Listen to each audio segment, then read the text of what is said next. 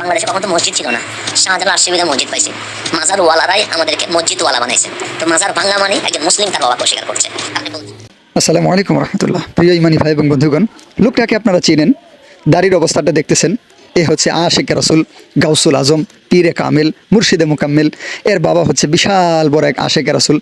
দাড়ির অবস্থাটা দেখেন, দাড়ির অবস্থা হচ্ছে ফাসেক আশিকে রাসূল। আমি বুঝি না বাংলাদেশ কেন এত জাহেল এই দেশে পয়দা হয়, কিভাবে হয় যে এই ধরনের অথর্ব কিছু জ্ঞান পাপী মানুষ, যাদের কোনো জ্ঞান নাই, ইসলাম সম্পর্কে জ্ঞান নাই, ইমান সম্পর্কে জ্ঞান নাই, আকিদা সম্পর্কে জ্ঞান নাই, এই ধরনের মানুষদের এরা বউ দেয়, বেটি দেয়, গরু দেয়, বাছুর দেয়, সব কিছু দিয়ে দেয়। তো এই ধরনের গুমরা মাজারগুলার অনুসরণ তারা করতে থাকে। দেখেন তো এই লোকটার অবস্থা, দাড়ির কি সাইজটা, কি একটা অবস্থা। তো এই লোক দেখেন বলতেছে যে শাহজালাল রহমতুল্লাহি আলাই ওনাকে মানে মাজার ভাঙ্গা মানে ওনাদেরকে অস্বীকার করা, ওনারাই ইসলাম বাংলাদেশে নিয়ে আসছেন। তার মানে মাজারওয়ালারা আমাদেরকে মসজিদওয়ালা বানাইছেন। মাজারওয়ালারা যে মসজিদওয়ালা বানাইছেন, এই কথাটা আপনি কিভাবে নেবেন? আসলে মাজারটা কি ওনারা বানাইছেন? হযরত শাহজালাল রহমতুল্লাহি আলাই তিনি কি তার মাজার বানাইছেন? তার মাজারের আশেপাশে গাঁজা খাওয়ার আসরটা তিনি বসাইছেন, ওখানে এই সমস্ত ডিজে গানের, ওই উরসের সময় আশেপাশে ডিজে গানের ব্যবস্থা করা, এটা কি উনি করেছেন? প্রায় যে বিভিন্ন মাজারে যখন উরসের সময় হয় তখন ভ্রাম্যমান পতিতাদের একটা ইনকামের ব্যবস্থা হয়, এগুলা কি আল্লাহর ওলিগণ করেছেন? তাহলে মাজারওয়ালারা মসজিদওয়ালা কেমনে বানাইছেন? মাজারওয়ালারা ওনারা তো ছিলেন হক। হযরত শাহজালাল রহমতুল্লাহি আলাই সমস্ত আলেম উলামা যাদেরকে মানেন, যাদেরকে সম্মান করেন, শ্রদ্ধা করেন, যাদেরকে মাথার উপরে রাখেন, এইরকম শাহজালাল রহমতুল্লাহি আলাইয়ের মতো আরও যত আল্লাহর ওলিগণ আমাদের বাংলাদেশের বিভিন্ন জায়গায় শুয়ে আছেন, তাদেরকে সবাই মহব্বত করেন, ভক্তি করেন। কিন্তু তাদের নামে যে সমস্ত কর্মকাণ্ডগুলো করা হচ্ছে, এগুলা সব গুমরাহি।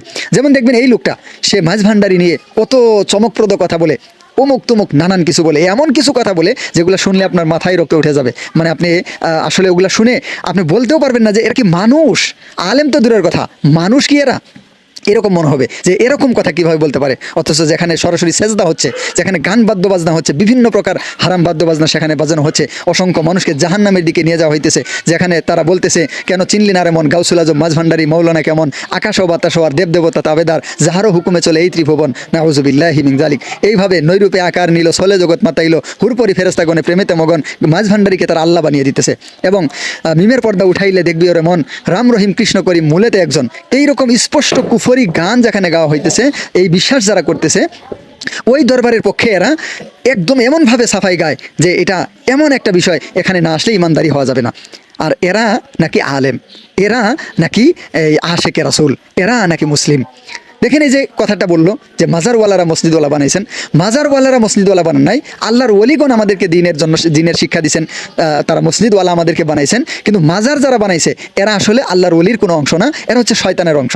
তাহলে শয়তানওয়ালারা মাজারওয়ালা বানাইছে, মাজারওয়ালারা মসজিদওয়ালা বানাইছেন না। শয়তানওয়ালারা মাজারওয়ালা বানাইছে, আর আল্লাহর ওলিগণ মসজিদওয়ালা বানাইছে। হ্যাঁ, তবে মাজার এটা হচ্ছে জিয়ারত শব্দ থেকে, মানে জারা ইয়াজুরু, অর্থাৎ জিয়ারত করা। এটা তো ইসলামে নিষেধ না, কিন্তু জিয়ারত করা মানে সেখানে সেজদা করা, সেখানে মানে এই সন্তান চাওয়া, সেখানে এই সমস্ত কুফরি শিরকি কর্মকাণ্ড করা, সেখানে নাচ গানের আয়োজন করা, ডিজে বাজানোর আয়োজন করা, বিভিন্ন ভ্রাম্যমান পতিতাদের দিয়ে সেখানে গান বাজনার আয়োজন করা, ড্যান্সের আয়োজন করা, উদম নাচের আয়োজন করা, এগুলা কি মাজারওয়ালারা শিখাইছেন? আর এরা যখন কথা বলে তখন তো ঢালাওভাবে বলে মাজারওয়ালা মানে সমস্ত যত মাজার আছে। এরা হচ্ছে ধান্দাবাজ। এরা ওই কিছু কথা এরকমভাবে বলে যে সবগুলাকে একসাথে মিলায়। আবার এদেরকে বলেন যে এই সমস্ত হইতেছে, তখন এরা বলবে না না, এরা তো সুন্নি না, আমরা হচ্ছে খাঁটি সুন্নি, এরা তো আসলে সুন্নি না। আবার যদি ওদেরকে কিছু বলেন, তখন দেখবেন আবার নমরুদের সন্তানেরা দৌড়ে গিয়ে বলবে হ্যাঁ মাজারে আঘাত করা হয়েছে, আল্লাহর ওলির মানে ইয়াতে আঘাত করা হয়েছে, এখানে এমুক করা হয়েছে, তমুক করা হয়েছে। তখন দেখবেন এরা গিয়ে উপস্থিত। এরা হচ্ছে শেষ জামানার দাজ্জালের বীজ। এই জন্য আমি বলি, মাথা নষ্ট না হইলে যেমন কেউ পাগলা গাড়াতে যায় না, তেমন ইমান, আকিদা, ভিতর, মনুষ্যত্ব নষ্ট না হইলে কেউ এই নমরুদি ধর্মে যায় না। আল্লাহ তাআলা হেফাজত করেন। আসসালামু আলাইকুম রহমতুল্লাহ।